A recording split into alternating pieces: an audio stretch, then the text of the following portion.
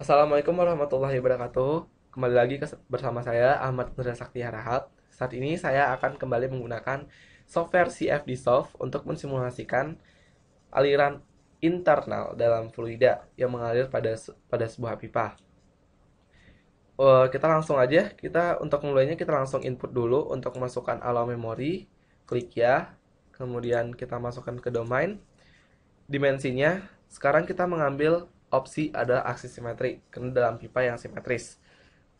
Kemudian panjangnya 0,5 meter, radius luar pipa 0,0115 meter, jumlah selnya 75 dan 25. Kita pakai. Tutup. Kemudian kita kembali menginput untuk melihat modelnya. Modelnya adalah model laminar sehingga turbulensi bermodel off. Tanpa kita utak-atik kembali, kita langsung pakai dan tutup. Kemudian kita kembali ke input untuk menentukan kondisi sepadannya. Untuk inlet 1, kita pilih velocity dengan kecepatan 10, pakai dan tutup. Sebelumnya kita masuk ke sel dulu untuk menayangkan domain yang telah kita buat. Sebelah kiri kembali kita input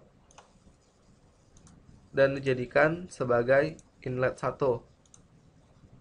Sedangkan di sebelah kanan kita blok dan kita jadikan sebagai aliran outletnya. Sedangkan bagian atas, karena ini merupakan aliran simetri, maka bagian atas kita jadikan sebagai aksis simetrinya atau sumbunya. Karena nanti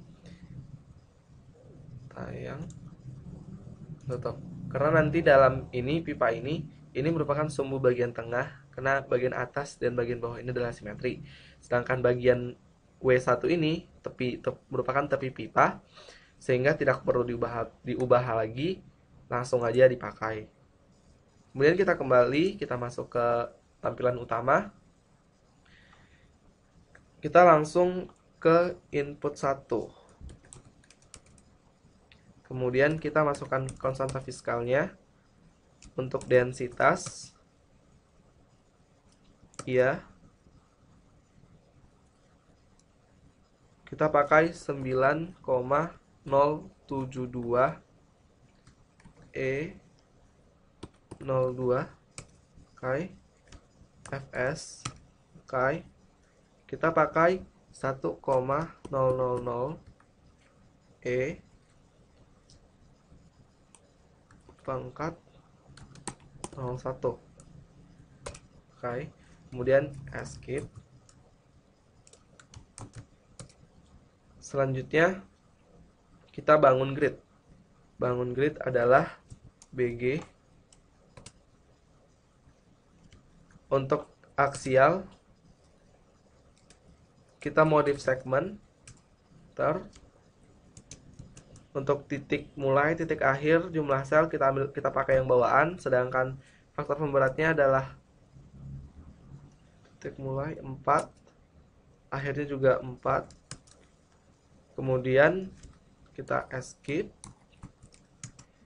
Kemudian kita kembali ke BG untuk mengambil arah radial. Kita modif segmen. Kita pakai bawaan. Faktor pemberatnya juga 4. Dan pemberat di titik akhir adalah 0. Setelah itu kita escape kembali. Ya, setelah data yang kita ambil, kita langsung olah untuk iterasi. Jumlah iterasinya kita pilih 1000 dan iterasi.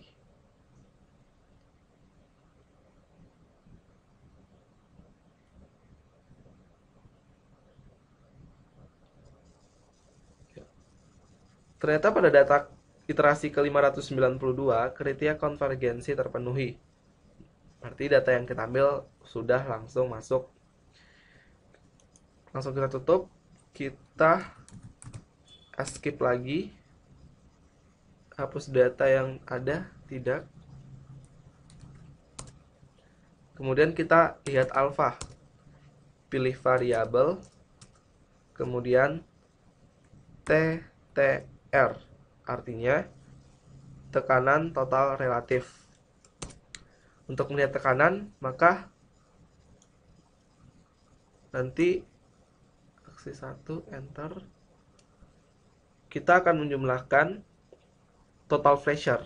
Total pressure kita mengambil ini 4,32, yaitu pada J kedua dan I kedua, dan kita jumlahkan dengan akhirnya, yaitu pada kolom I keempat dan J kedua min 1,5 pangkat 10 pangkat 3 maksud saya. Maka total pressure-nya adalah menjumlahkan antara kedua tadi. Itu total pressure-nya. Kemudian kita melihat hasil kontur maupun vektor, dimulai dari tekanan dulu. Tekanan yang diambil adalah relative static pressure. Kita tayangkan. Ini dia hasil penayangannya. Tekanannya sebenarnya tekanan dalam fluid, dalam pipa itu, aliran internal dalam sebuah pipa memiliki penurunan tekanan, walaupun nilainya yang cenderung sangat kecil rentangnya. Bisa dilihat. Kemudian setelah kontur kita tutup, kita ingin melihat hasil dalam bentuk vektor. Vektor tekanan.